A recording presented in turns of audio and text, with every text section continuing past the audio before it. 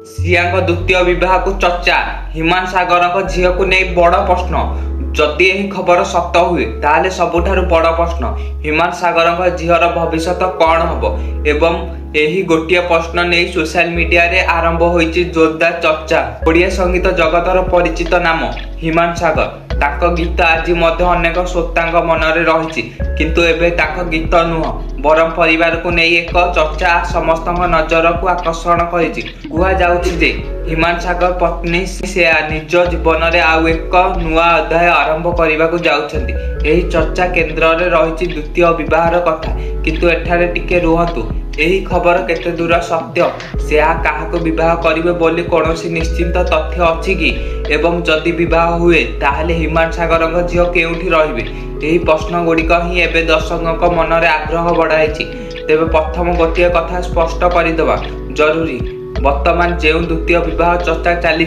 से नहीं सिया किंबा परिवार पक्षर कौन स्पष्ट अधिकारक घोषणा आम सामना को आसी ना तेणु यह एबे निश्चिंत खबर नुह बरम चलुवा चर्चा भाव ही देखा उचित। आउ एबे आसतु सबुठारु संदेहशील प्रश्न हिमान सागर झील क्या पाखे रहिबे यार उत्तर कौन अनुमान देवा ठीक नुह। जड़े शिशु क्या सहित रहिबो ताहा परिवार परिस्थिति बा अभिभावक उपर निष्पत्ति करे सेथिपाई केवल सोशल मीडिया रे चलुथिबा कथा को आधार करी शिशुर भविष्य विषय सत्य कहवा ठीक हेब ना एवं प्रश्न होची आगकू सेयांक पक्षर कौन स्पष्ट घोषणा आसिबो कि द्वितीय विवाह को नहीं चलुथिबा चर्चा पक्षर प्रकृत सत्य कौन यार उत्तर समय ही दब। एभली अपडेट पाई आम चैनल सहित जोड़ी होई रुहतु।